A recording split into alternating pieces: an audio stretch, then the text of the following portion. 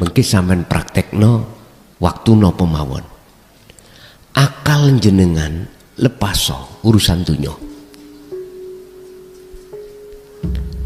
Walaupun iku utangi akeh. Ya. Masalah-masalah iku bertubi-tubi lepaso. Kosongno akal jenengan sangka dene hal-hal itu. Iki mboten saged kalau tidak dibarengi hati jenengan melepaskan diri jenengan. Niki tetep sik mlebu mawon. Utang sik mlebu. Apa maneh benjing ditagih mlebu maneh. Wayahe kredite kudu dibayar. Ini akan hilang musno manakala disertai dibarengi pelepasan hati jenengan, pelepasan keakuan jenengan. Saksikan tausiah penuh hikmah bersama Kiai Haji Mukhlason Rosyid. Semoga menjadi cahaya bagi hati kita semua. Selamat mendengarkan. Sak temene amaliyah sing diterima dening Gusti Allah yaiku amaliyah sing disarengi cahaya makrifat dhateng Gusti Allah, yang di dalam ayat itu disebut muttaqin. Amaliyah yang bersumber dari satu hati manusia yang dalam keadaan bertakwa. Bapak Ibu, disebut amal, jamak dari amal, itu sesuatu gerakan yang dilakukan oleh jasmani. Niki satu perbuatan apapun yang ditimbulkan dari jasmani niku disebut amal. Lah, amal niki, ibadah niki, apakah diterima oleh Allah atau tidak, itu tergantung ahwal keadaan ruhaniyah jenengan kali kula. Lah, keadaan ruhaniyah semua manusia itu maceme wonten kalih. Kondisinya, keadaannya ada dua. Satu, keadaan hati makrifat dateng Allah, berarti bercahaya, terang. Ada yang hati makrifat pada selain Allah, berarti niki tidak bercahaya, artinya gelap. Gambaran hati bercahaya niku bagaimana, Pak? Bercahaya makrifat datang Allah. Gambaran sederhana. Sing sapa wonge tatkala amal ruhaniyah iku munculnya mingkol bin zahidin, hati yang condong terhadap Allah. Cara Qur'ane ini wajjahtu wajhiya, menghadap wajahnya Allah. Mongko wong iku atine orang ngaku-ngaku, orang ngimani yen laku jasmaniyah munculnya itu sangka awake, tetapi sangka Gusti Allah. Lah Gusti Allah ya ning awake pundi? Itulah alladzi subhanalladzi asra bi'abdihi, ya kuwi dat kang maha suci, kang kewestanan urip, yang disebut dat hidup yang bukan sifat, sing nglakokake lan sing gerakake sedaya perkara apa wae ning makhluke. Dadi jenengan kali kula niki sing wonten muncul ning ati ini, yang muncul di dalam hati itu tidak ada iman kalau kita yang melakukan, tapi Allah. Iki gambaran. Tetapi keadaan hati manusia yang kedua adalah mingkol bin rohibin, hati sing makrifat, hati sing condong menyang selain Gusti Allah. Apapun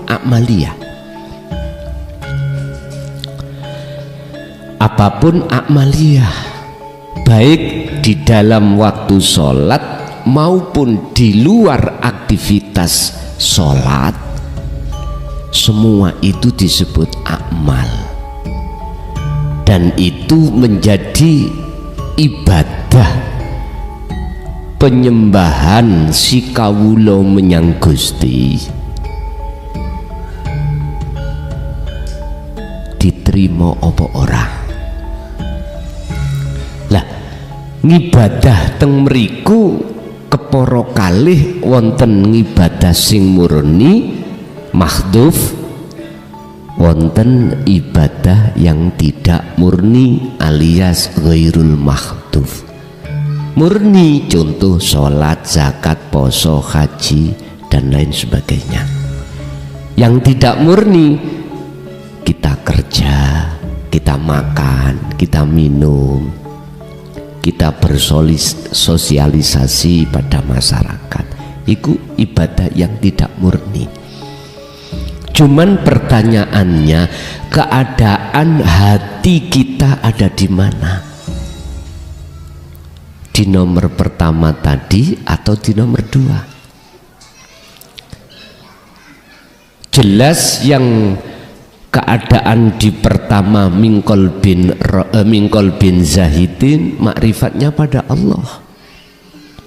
Yang nomor dua, jelas makrifatnya tidak terhadap Allah, otomatis ibadah baik murni atau tidak murni di mata Allah itu tidak diterima miturut surat Al-Maidah ayat 27. Nek cara Quran sing ati makrifat terhadap selain Allah niku, ini wajahtunya, wajah ruhaniyah jenengan itu tidak wajhiyah, tapi menghadap terhadap sifati wajhiyah, sifatnya Allah. Apa? Lilladzi fatoros samawati wal, jadi nyembah madhep condong terhadap isinya langit dan bumi. Oleh sebab itu jenengan jangan heran kalau hati kita berkarakter mingkol bin rohibin atau condongnya terhadap selain Allah, waktu sholat iling babakan urusan dunya. Ampun heran. Di Quran loh Pak, sampai cari nggak akan ketemu waktu yang disebut nyembah, ibadah luwih-luwih salat itu ada perintah untuk menghadap terhadap selain Allah, nggak ada. Sehingga mengapa di dalam Al-Quran kalau kita bicara masalah nyembah atau masalah sholat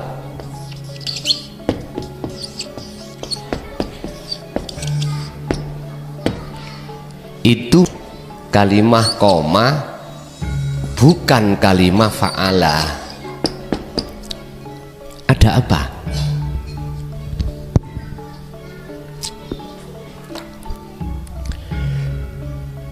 Di seluruh isi Al-Quran, kalau bicara masalah sholat, nyembah, menghadap, itu pasti memakai kalimah koma bukan fa'ala. Ternyata jawabannya sederhana. Kalau fa'ala melakukan. Kalau fa'ala itu sebatas jasmani, belum menyentuh ke rohani. Kalau koma itu menyentuh sampai ke rohani. Artinya apa?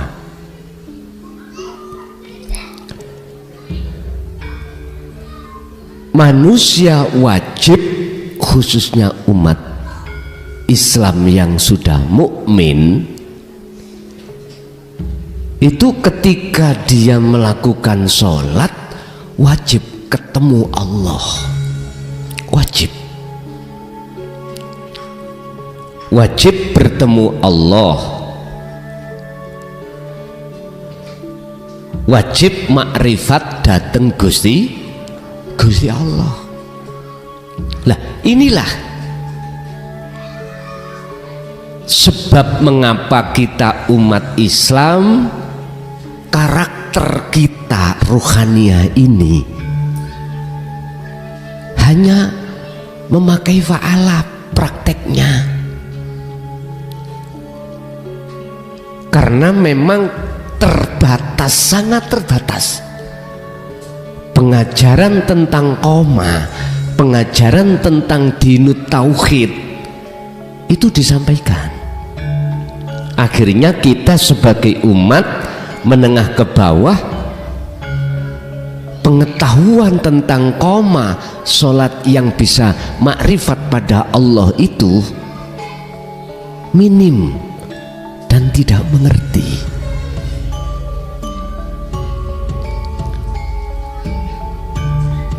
Bapak Ibu hadirin jamaah rahimakumullah,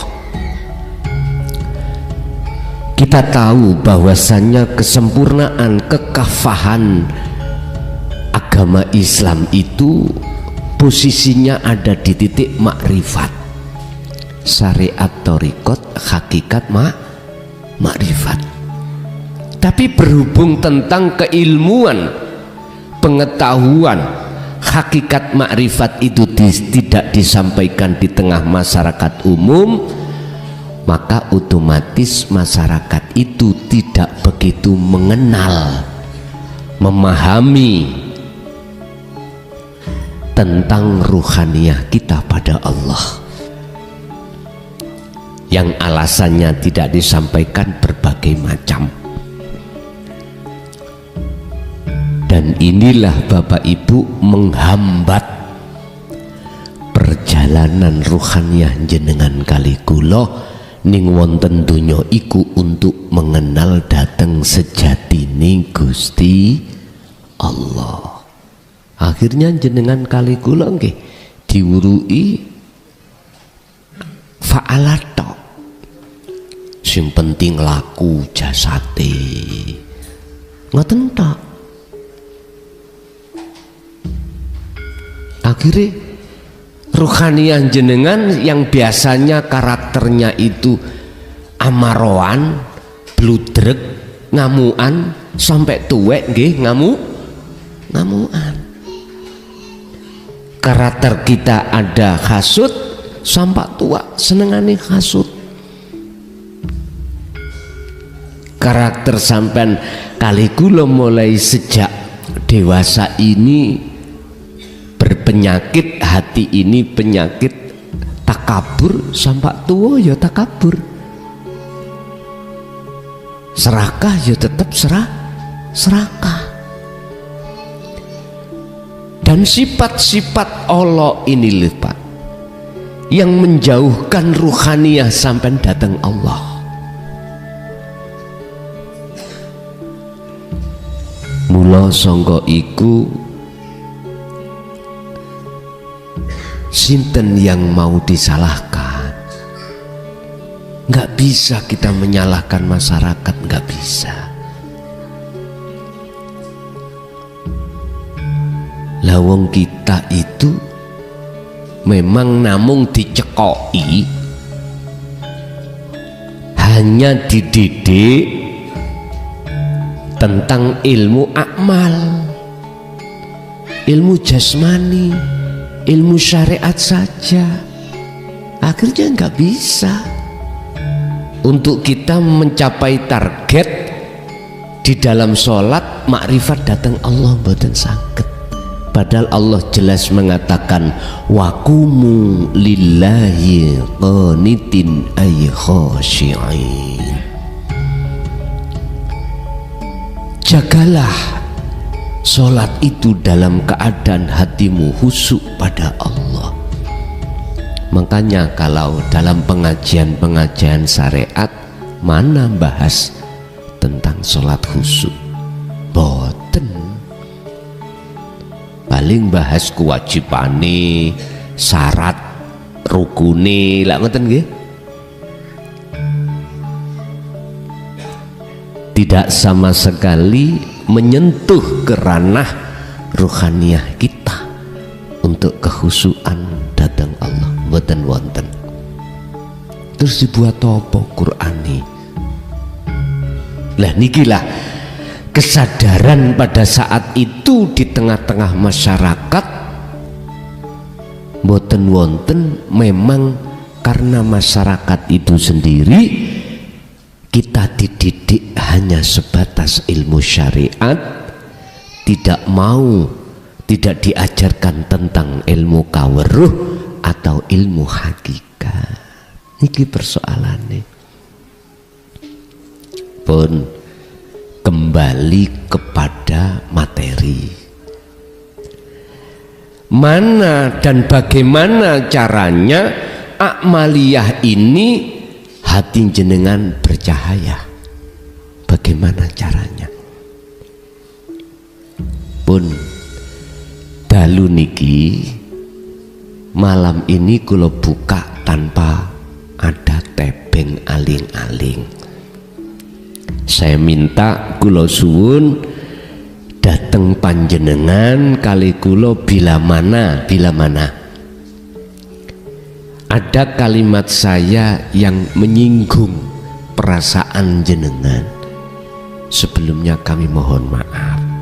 Sebab saya hadir dari Mojokerto ke Ngawi niki tidak punya sedikit pun hati untuk menyinggung, boten. Saya hanya introspeksi diri saya pribadi. Jadi saya tidak mencari celo ilat orang lain. Kita ngaji duduk di sini hanya mencari celah hati kita masing-masing. Tidak mencari celah ilat penyakitnya orang lain, tidak. Sekali lagi, kita ngaji ini cuman untuk mencari kesalahan hati kita pada Allah masing-masing, mboten mencari celahnya orang lain pun. Al-a'malu utawi setiap amaliyah apa wae napa mawon iku suwarun qaimatun ga ono gunane. Nyun sewu, mpun ditingali dari pandangan kacamata syariat makalah ini. Jangan dilihat dari kacamata syariat fisik, jangan. Lihatlah dari kacamata hakikat ruhaniyah. Setiap amaliyah apapun, baik yang dikatakan ibadah murni atau tidak murni, di mata Allah itu tidak berguna, tidak bermanfaat. Berarti akmal kita tuas akmal. Ngapunten, sekali lagi saya mohon maaf. Perbuatan amaliyah yang kita sebut ibadah macam apapun, di mata Allah itu tidak ada gunanya. Ingat di dalam kitab Ihya Imam Ghazali, ya, karangane iku Imam Ghazali, Muhammad bin Muhammad ibnu Ahmad Al-Ghazali. Iku ditukani Gusti Allah. Ghazali, adanya kau kumasukkan ke rahmatku, surgaku bukan sholatmu, bukan ibadah lainnya, bukan. Tapi karena satu, ketika saat kau menulis mushaf ilmu Ihya, di situ pernah terjadi kau membiarkan si lalat minum mangsi di asbakmu, dan kau biarkan dan kau terdiam. Hanya persoalan itu. Apakah akmalnya, Pak? Bukan. Tetapi saat itu karena beliau Imam Ghazali ruhaniyahnya itu makrifat dateng Gusti, tidak melihat makhluknya lalat, tidak melihat dirinya si Imam Ghazali itu yang melihat, tapi semuanya itu beliau itu dalam keadaan ruhaniyah itu disebut ma'rifatullah, hanya memandang apa itu kehendak, apakah itu af'alnya, semuanya itu milik Allah. Sepele Pak nggih. Tapi makalah ini sampun diartikan, oh berarti Imam Ghazali sholatnya gak khusyuk. Jangan begitu. Ini contoh kecil. Contoh kecil. Jadi amaliyah apapun yang terjadi pada diri kita, manakala hati kita tidak makrifat pada Allah, ini di mata Allah tidak ada gunanya. Otomatis kalau kita tidak makrifat Allah, tidak bertemu Allah, dikatakan kita bertemu selain Allah. Makanya bab ibadah niku wonten macem-macem Pak. Ada kita itu ibadah ngelakoni perkara iku ning ati isih ana pingin dilihat orang. Kita masih pingin diwahkan orang lain. ada makom seperti itu. Ada makom kita di mana ketika ngibadah apapun hati kita masih menghadap selain Allah yang disebut karena pahala, karena surga, biar dijauhkan dari siksa api neraka. Padahal semua itu juga makhluk. Ada yang seperti ini makom, sudah nggak ingin dipuja orang, diwahkan orang, tapi di dalam hati kita masih terbesit pengharapan supaya dimasukkan Allah dalam surga. Padahal surga ya makhluk. Jadi sholat, ketika sholat itu mbayangno Ka'bah, Pak. Ka'bah ini Mekah nih kalau. Kadang mbayangno lafat Allah, wis macem-macem lah. Kadang bayangno surga isinya. Ini sih makhluk. Kilahuma, kedua pekerjaan ini, ibadah yang seperti ini ing munggu Gusti Allah iku madmumun, masih dipaitu dening Allah, masih dicaci, dihina oleh Allah. Dan ini makom-makom kita sebagai umat manusia. Ada lagi makom manusia di mana ketika ngibadah itu antara 1 dan 2 makom ini sudah ditinggalkan, lepas sudah. Apa? Hatinya itu sudah makrifat pada Allah, sehingga condongnya hati ini wajah wajhiya.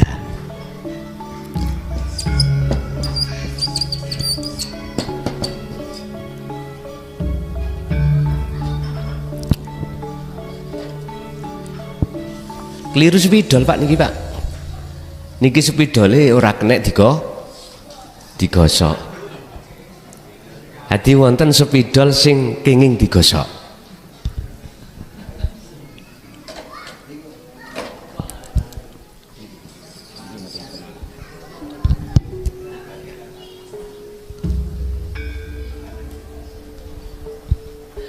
Ada seseorang wajahnya itu menghadap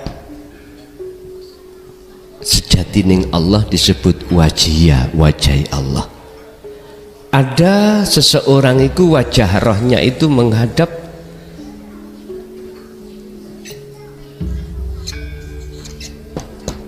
fatoros samawati wal ard.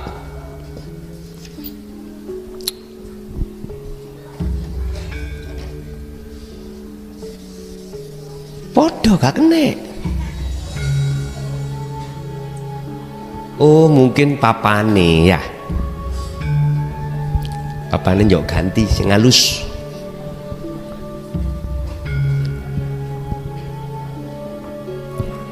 Ini Allah nyatakan di dalam surat Al-An'am ayat 79.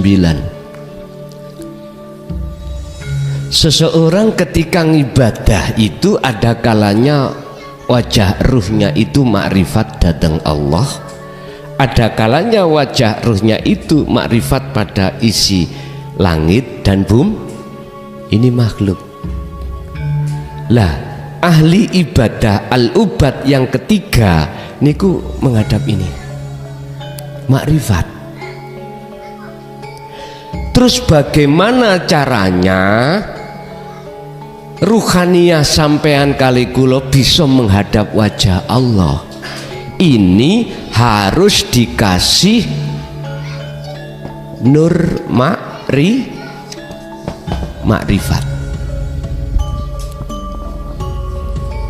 Terus bagaimana caranya hati jenengan ini ada nur makrifatnya? Pun setiap amaliyah apapun itu nggak ada gunanya di mata Allah apabila ketika jasmani melakukan ibadah tapi ruhani jenengan menghadap makhluk. Bagaimana caranya ibadah jenengan itu di mata Allah itu bernilai ibadah yang diterima? Tadi surat Maidah ayat 27 Allah katakan innama yataqabbalullahu minal muttaqin. Ini potongan ayat. Iku mengkisahkan antara Qabil dan Habil. Sesungguhnya amaliyah yang diterima oleh Allah hanyalah amaliyah yang didasari hati yang bertakwa. Hati yang bertakwa adalah hati yang bercahaya makrifat. Sekarang pertanyaannya, bagaimana caranya waktu ngibadah hati jenengan ada cahaya makrifat? Gampang nek ngomong. Shallu ala Nabi Muhammad. Tapi ingat, sampai belajar ibaratnya wong ngomong anak ada burung di atas kira-kira 10 meter ngomong gampang, bedil ini kalau gampang kena 10 meter.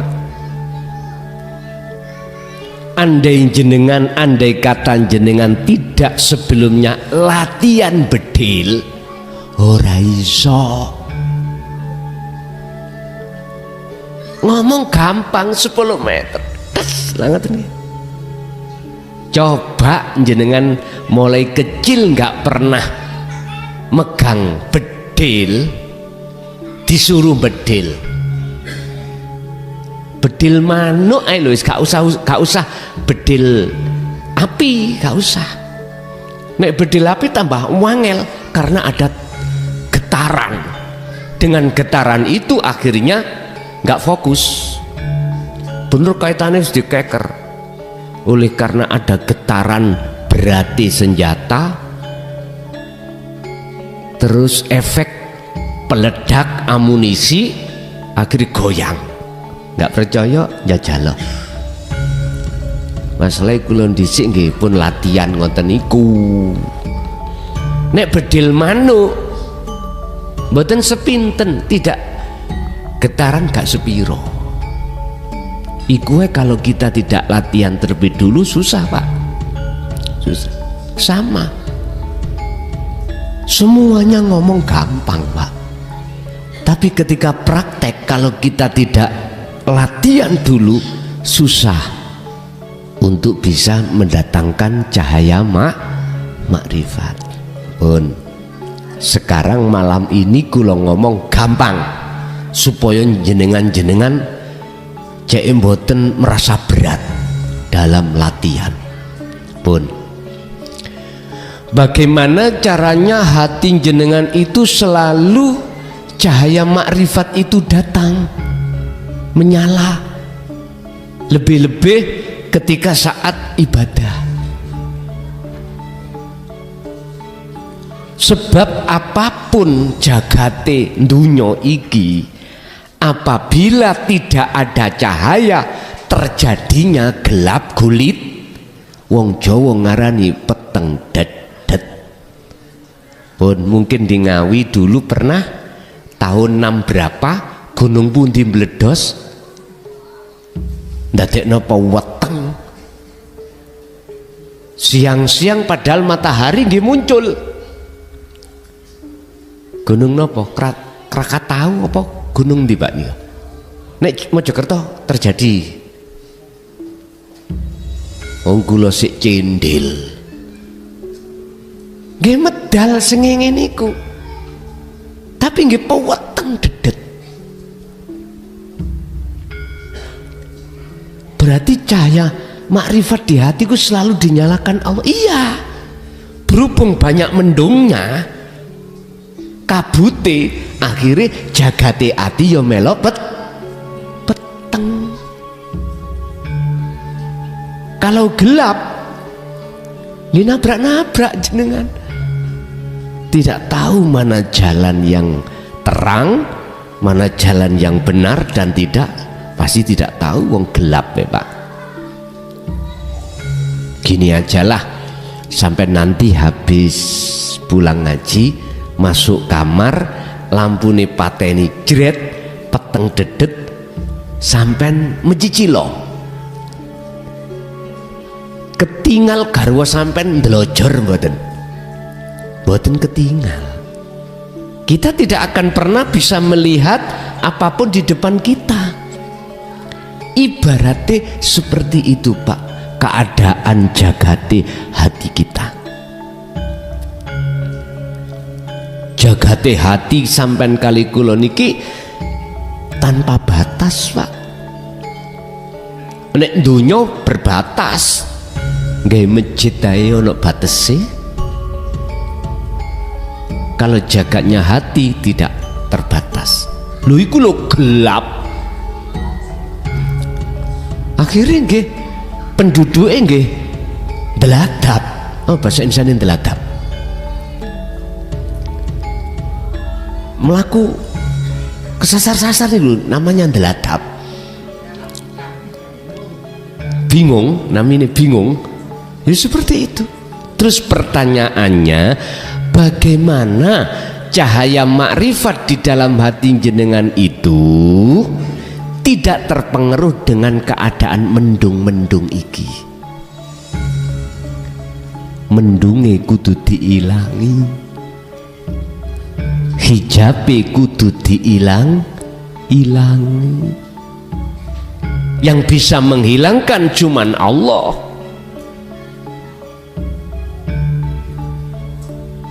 Nurun ala nurin yahdillahu linurihi mayyasha. Allah hanya menghendaki hamba, yang hamba itu cahaya makrifatnya itu bisa merubah seluruh kahanan gelap menjadi terang. Hanya hamba yang dikehendaki. Siapa hamba yang dikehendaki? Hamba sing gak ngomong tok, tapi hamba juga melakukan.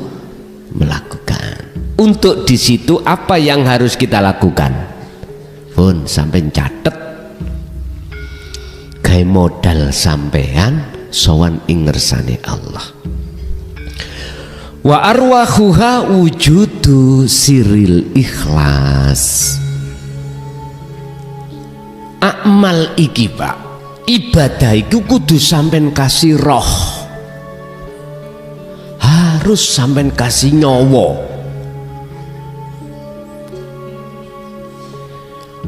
Apa ruhnya akmal? Apa ruhnya ibadah? Disebutkan yaiku wujudu sirril ikhlas, wujudu sirri ikhlas fiha, ing dalam amal. Yaiku kudu nekakno wujude rahasiane ikhlas. Sederhana Pak. Siril ikhlas iki disebut cahaya makrifat. Muncule niku sing bisa menghilangkan seluruh hijab mendung-mendung iku hanya karena jenengan iki meletakkan rahasianya ikhlas di hati jenengan. Pundi mana rahasia ikhlas iku? Pun ngeten, jenengan apa yang muncul dan timbul, kemauan, perilaku yang terjadi pada diri jenengan jenengan iki atine gak duweni iman, tidak beriman kalau jenengan yang melakukan. Tapi sopo urip ning jero jenengan, yang urip iku bukan jenengan, ya kuwi sejatining Gusti pun. Iku carane gampang nggih. Cara bu prakteke yo nopo? Prakteke ngeten, prakteke ngeten, mengki sampean praktekno waktu nopo mawon. Akal jenengan lepaso urusan dunya, walaupun iku utange akeh ya, masalah-masalah iku bertubi-tubi, lepaso kosongno akal jenengan sangka dene hal-hal itu. Iki mboten saged kalau tidak dibarengi hati jenengan melepaskan diri jenengan. Niki tetep sik mlebu mawon, utang sik mlebu, apa maneh benjing ditagih mlebu maneh. wayahe kredite kudu dibayar. Ini akan hilang musno manakala disertai dibarengi pelepasan hati jenengan, pelepasan keakuan jenengan.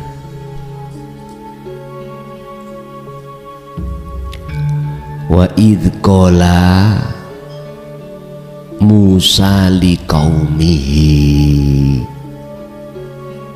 tatkalane Nabi Musa rawuh di tengah-tengah kaume, Nabi Musa dawuh, ya qaumi, he kaumku, innakum sak temene sira kabeh iku dolam tum dongani ngoyo sira kabeh menyang dirimu sendiri, anfusakum ing awak dhewemu. He kaumku, awakmu ku ndolim nang awakmu. Dolime awakmu ning awakmu iku padha karo ndolimi awakmu nang Gusti. Bentuke napa ndolime kaum itu? Bittikhadhikumul ijlah, mengadakan perkara sing ora ana,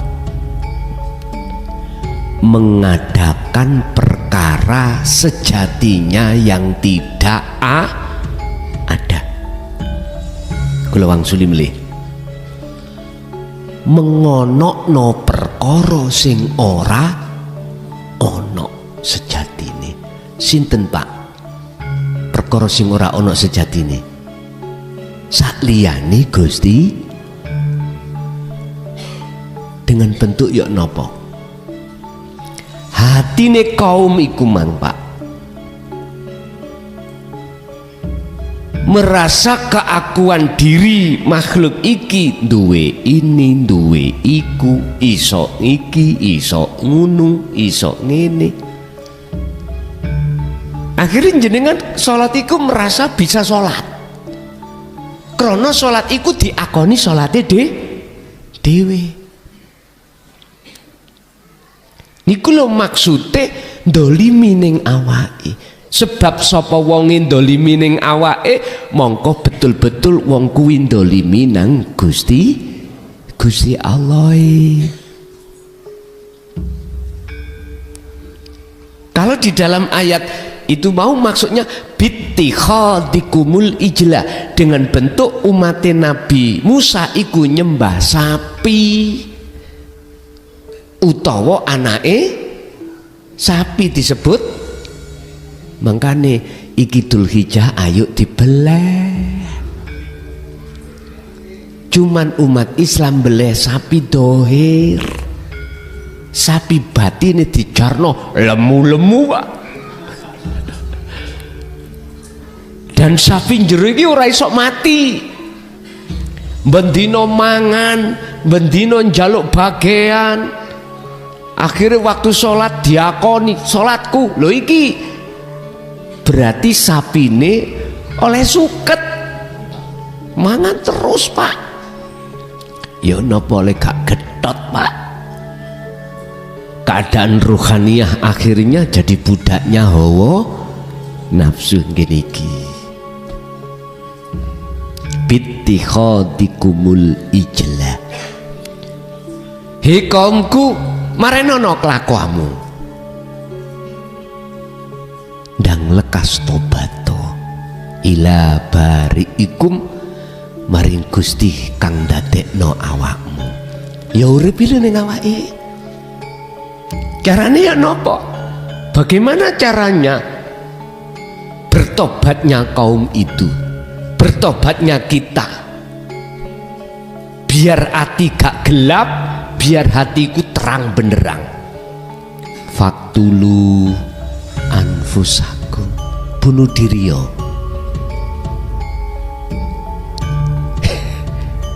Mpun dimaknani teko ngaji mulih gantung. Wah soro iki, aku dituntut.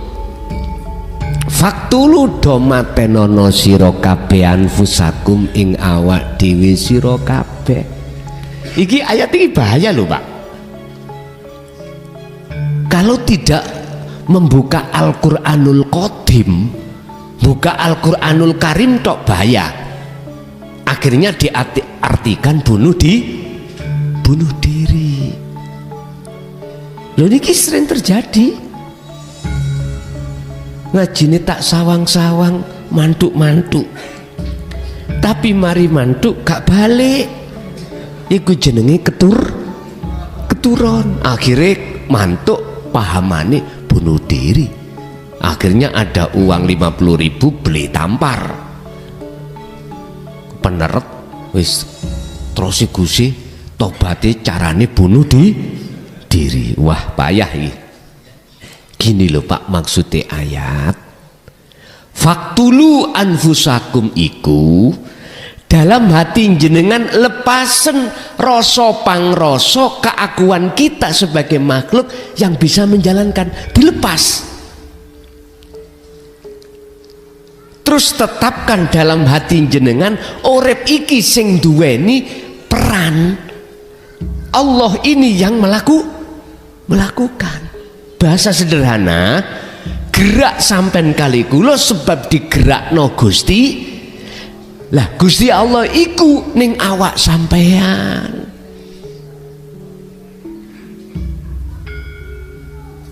Idza sa'alaka ibadi anni fa inni qaribun. Muhammad dalem Gusti waraono umatmu ya. Siap yen ono umatmu takon aku iki ning ndi, terus Gusti Allah jawaben fa inni qaribun, aku iku dewekan, bahkan aku iku ya ning jero ya ning jaba, bahkan wa nahnu aqrabu ilaihi min hablil warid, lebih dekat dari urat leher. Waran ngono mat iki Gusti Allah sing dawuh. Sendika dawuh akhirnya nggih diwarai. Tapi ono golongan, entah niki kula mboten saged mikir Pak, sing ngomong ini Kanjeng Nabi dulu nggak ngajarno masalah ilmu hakikat makrifat. Dan niki Pak gak ngajarno tentang Gusti Allah iku ning ndi. Nyun sewu miturut ayat ini rinio tak culek motomu. Ngapunten, andai kata Gusti Allah, andai kata Rasulullah tidak mengajarkan, toh gak mungkin akan muncul ayat ini yang menjelaskan bahwasanya Allah itu dekat.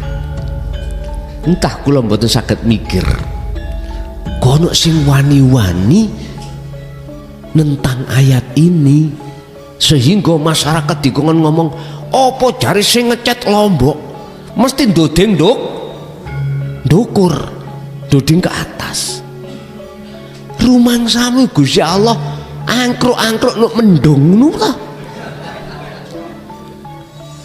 Gusti Allah iku dekat, Nger. Dekat, bahkan dekate iku luwih ide lebih dekat dari urat leher. Bahkan surat Al-Hadid Allah katakan wal awwal wal akhir wal dhahir wal batin. Gusti Allah njaba jero. Wa qala aidan kuwatah ayat-ayat yang menjelaskan tentang Allah itu tidak hanya dekat, bahkan lebih dekat. Innallaha bikulli syai'in muhit. Ada ayat yang mengatakan bahwasanya Allah itu melimputi atas segala sesuatu. Iso ndoding ndukur. Gusti Allah ning ngarepe lho. Umpama banyolan ngene. Gusti Allah iku muring-muring. Umpama kula ngomong, Gusti Allah yang menguasai arsana akan mengijabahi penjaluanmu. Umpama Gusti Allah umpama banjol. Besi mesu mbok nian. Aku iku nek ngarepmu iki lho. Lapo ndoding ndukur. Ngono umpama guyon. Tapi Gusti Allah iku Maha Pengampun. Mengapa kita tidak tahu? Karena mata hati kita masih gelap. Tidak ada cahaya makrifatnya. Terus bagaimana cahaya makrifatnya itu mencorong hati sampean di setiap aktivitas atau disebut ibadah? Carane sederhana, Pak. Wis. Akal iki lepas, Pak. Sangka dene urusan dunya. Akal iku akan bisa lepas dengan urusan dunya manakala disertai dengan pelepasan hati sangka pengakuan makhluk sing duwe ini sing duwe itu, yang bisa ini bisa kalau itu nanti sudah jenengan terjadi pelepasan sing mesti isbat apa? Ketetapan hakul basiroh apa? Keakuannya Allah urip iki sing bisa ini bisa itu, punya ini punya itu. Nek ati sampean wis ana kene, mongko sing terjadi ning ati sampean adalah maknyes, rasa damai. Ala bidzikrillahi tatmainnul qulub. Gini sing disebut dzikir niku. Yang disebut dzikir yaitu ada satu kesadaran mutlak dalam hati sampean kalau selain Allah itu tidak bisa opo-opo, nggak punya opo-opo. Karena status kita itu tidak ada. Makanya perkara yang tidak ada itu mesti gak bisa opo-opo, yo gak punya opo-opo. Ini nek kurang jelas yo mburek. Estu lho ya. Kula mawon ngangsu ilmu kawruh nangene abah kula mboten dijelasno ngene. Dijotosi sing ya. Wong takone digepuki kancinge lawang. Wis rungokno ayo aja kakan cocot. Ngono. Dadi awak dhewe dadi santri ini ya wis meneng ae. Mlebu kuping kiwa metu kuping. Piye maksude? Pak, kula niki punya jamaah tahun 2000 sampai 2005. Kula niki bahas tentang ilmu sejati. Bahas tentang ilmu tauhid. Ilmu kawruh niki, tapi dengan bahasa menirukan bahasa mursyid kula dhewe, yaiku abah kula, bahasa isyarah. Kula takoki 5 tahun. Niku jamane kula niki santrine gur lanang tok, Pak. Kula mboten nrimo santri wedok. Nggih tuwek-tuwek. Pak, Mbah, jenengan paham mah 5 tahun. Keterangan sing kula sampekno, jawabane mboten ngomong, Pak.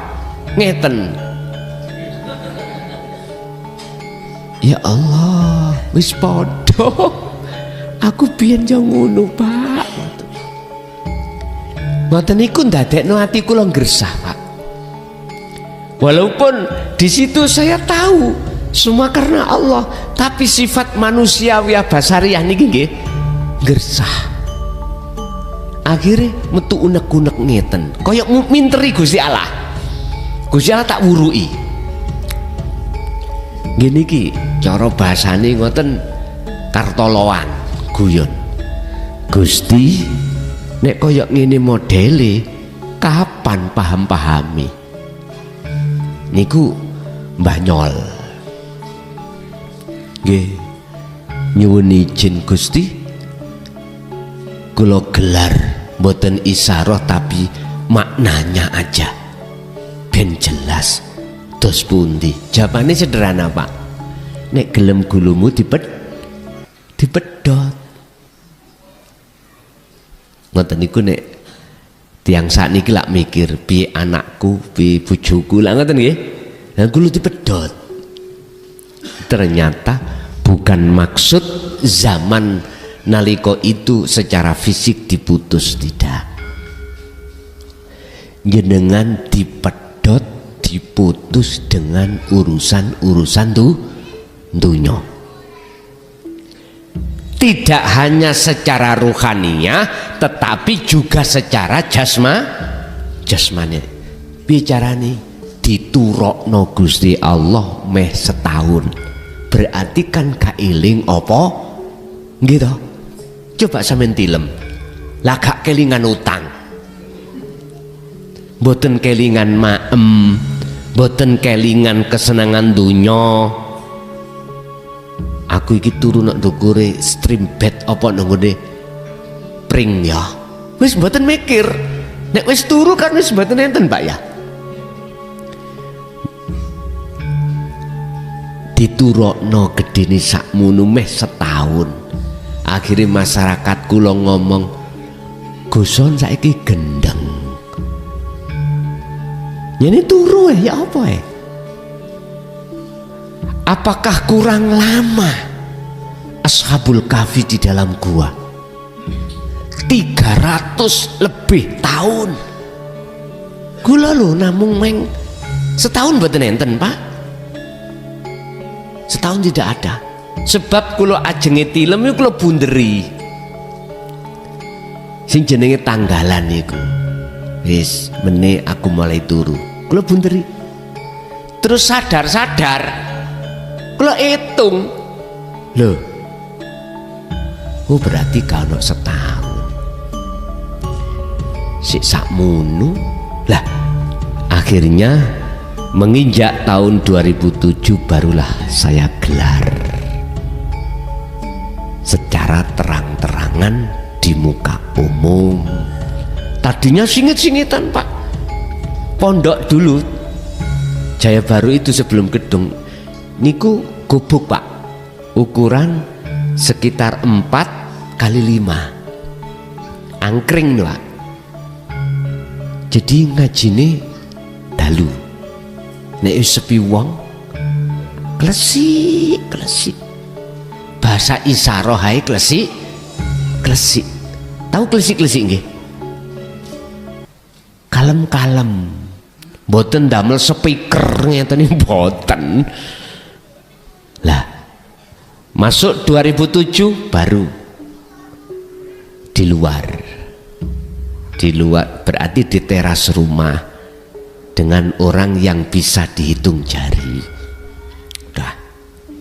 Akhirnya merambat di luar. Kalau ada acara undangan ngaji baru kula buka. Wis mulai, Pak. Yang namanya sapi ning jero iki kepanasan kewekeran pun. Para tokoh agama Wus mboten kondusif. Wis. Dan itu memang proses saya yang harus saya lewati. Akhiri detik niki jenengan kalih kula niku sudah terang benderang, artinya ilmu itu tidak dirahasiakan lagi.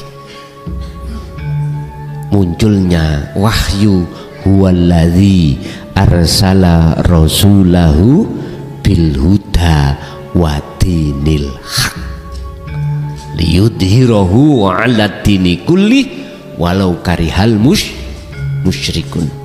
Walaupun di tengah masyarakat yang mencaci Rasulullah, menghina Rasulullah, dicaci maki karena ajaran itu, tetap beliau sampaikan. Ajaran yang mana? Bil huda wa dinil haq, aidinu tauhid, yaiku ilmu sejati. Wong Ngawi paham ilmu sejati. Ilmu yang mendidik rohaniah kita menjadi hati yang berbudi luhur. Kalau bahasa Quran, hati yang berakhlak ilahiyah, hati yang dapat pancaran cahaya makrifat. Bun, sehingga nek sawai dikroyok tikus mboten nelongso. Sebab sing ngongkon tikus ya Gusti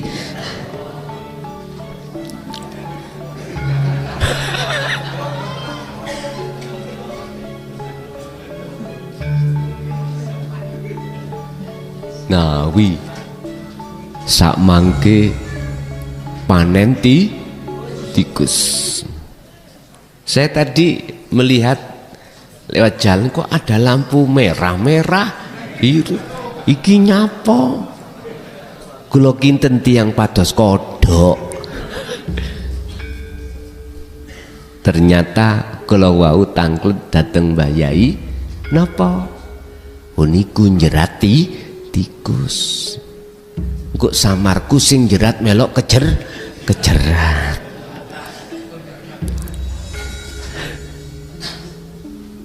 Pak, nyun sewu. Mengapa itu harus diterjadikan Allah? Iki, ayo diurai. Mengapa itu harus diterjadikan Allah? Di saudara kita yang ada di Ngawi, ada apa? Padahal Pak, nyun sewu, kula tangklet riyen. Jenengan niku makhluk napa mboten? Tikus niku makhluk mboten?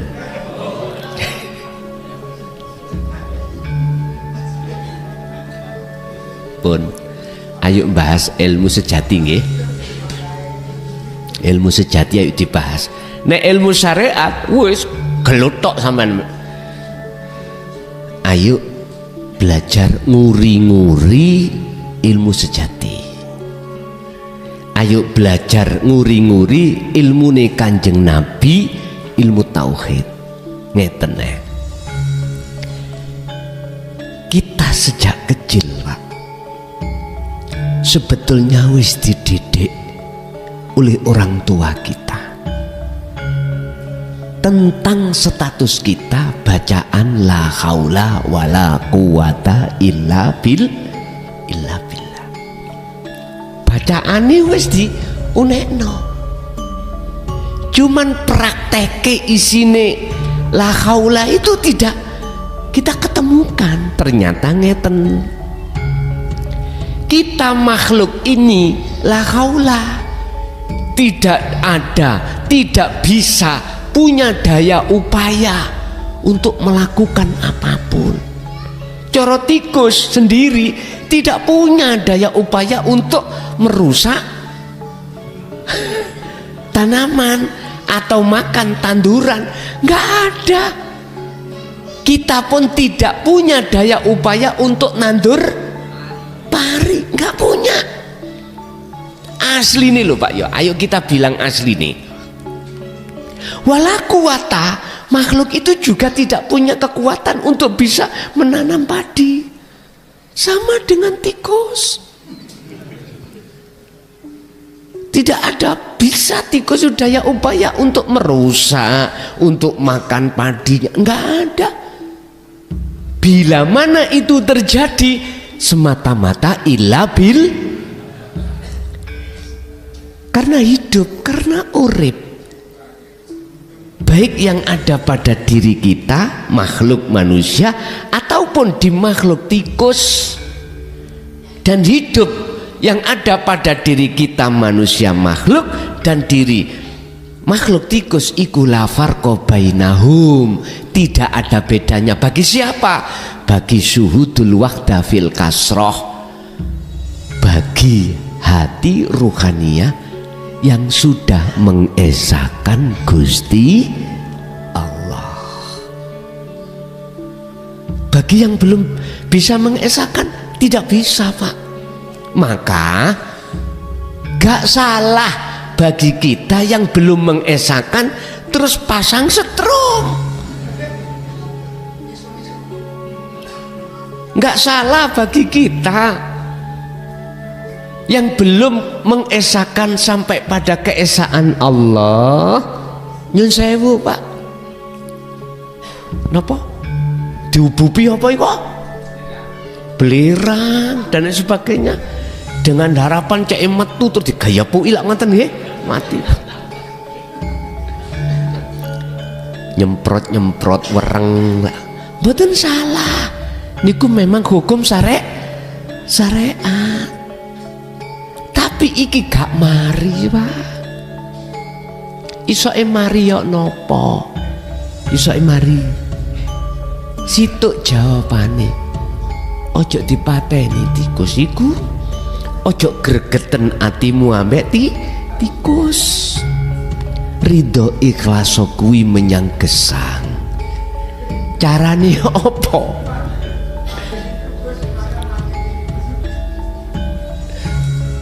Iku iso mari satu caranya. Dimarekno Gusti.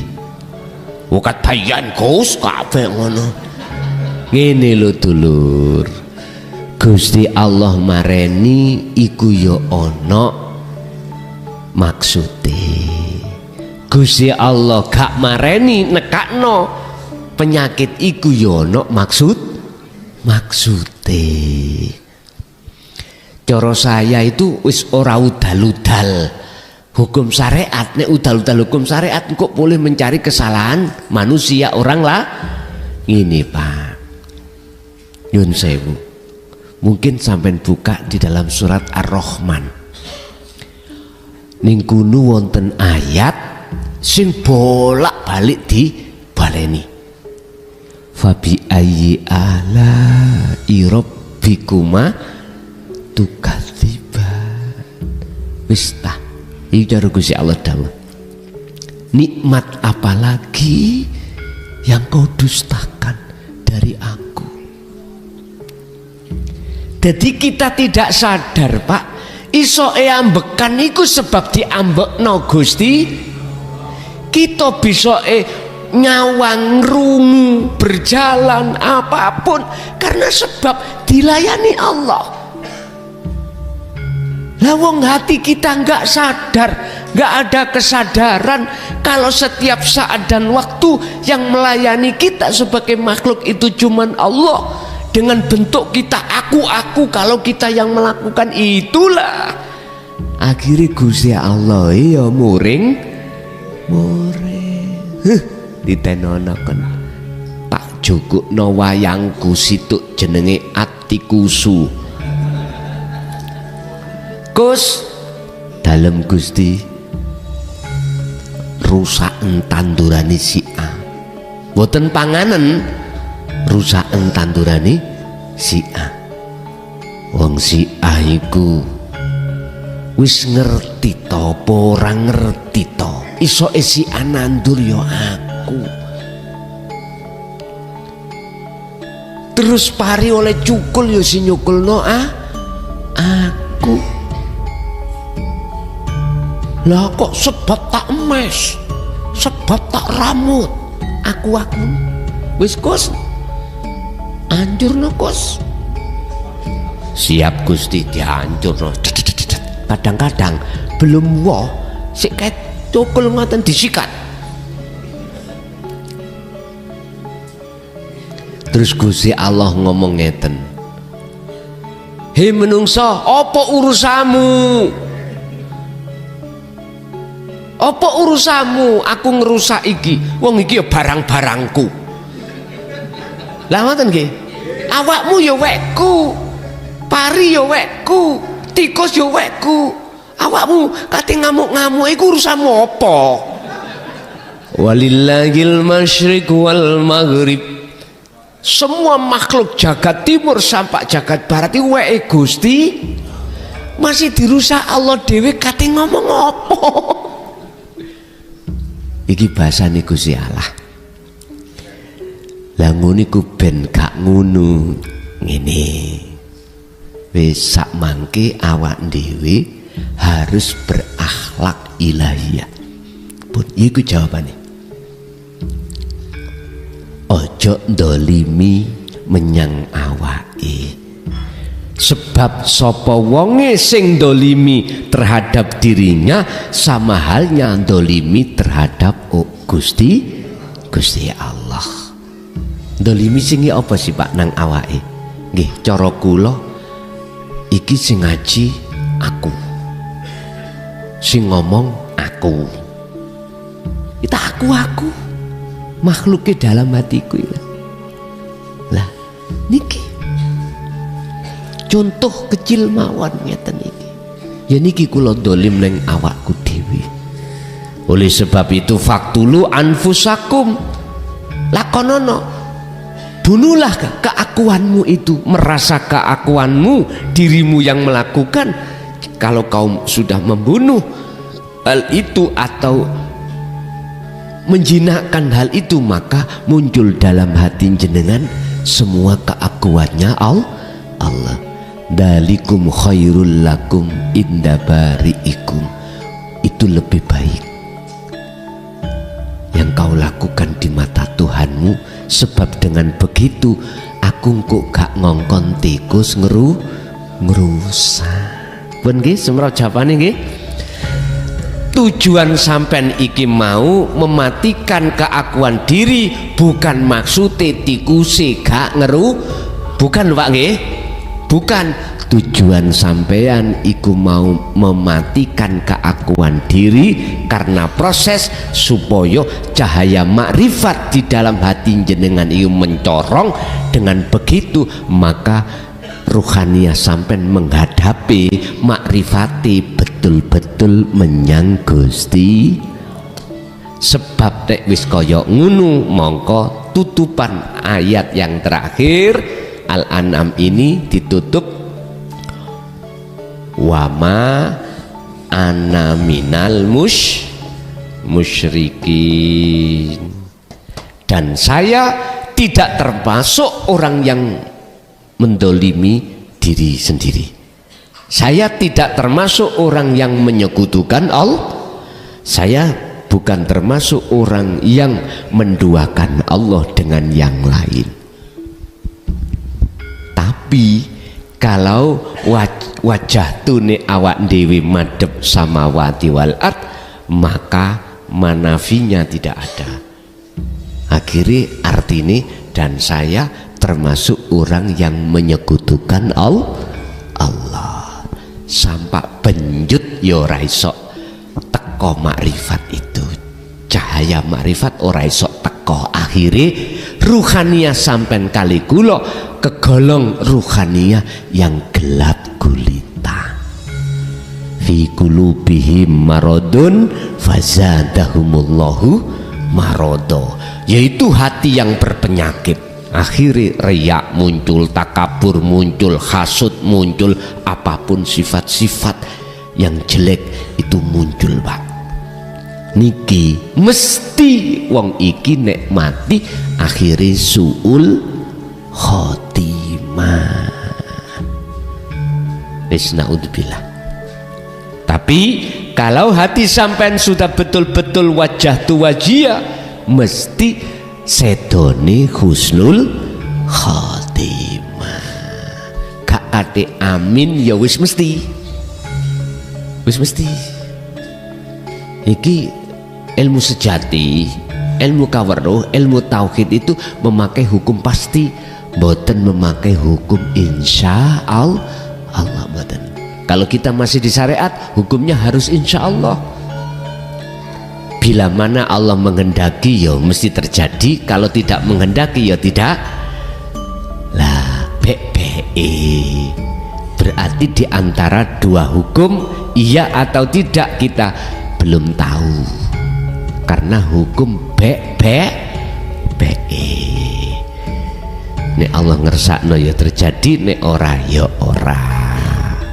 Makanya mboten angsal, tidak boleh kita yang bersyariat itu memakai hukum pasti, nggak boleh, harus insya Allah. Nggih Bapak Ibu hadirin, kesimpulannya muncul cahaya makrifat dalam hati sampean harus ikhlas.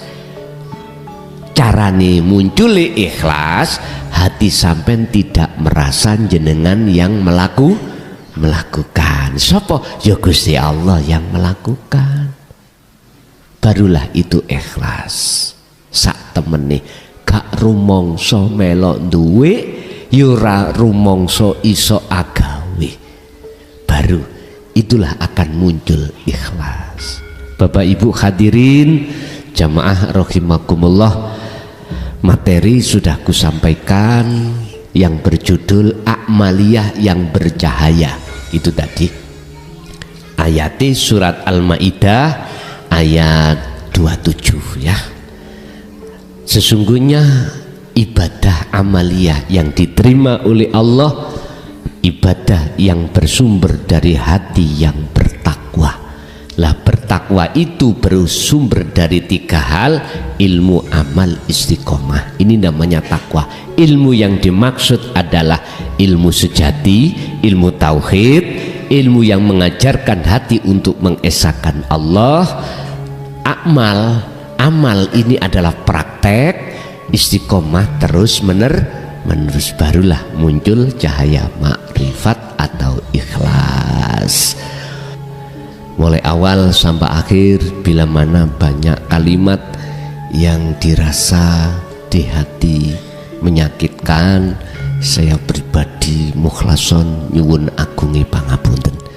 Akhirul kalam, hadanallah wa iyyakum wal afa minkum. Assalamualaikum warahmatullahi wabarakatuh.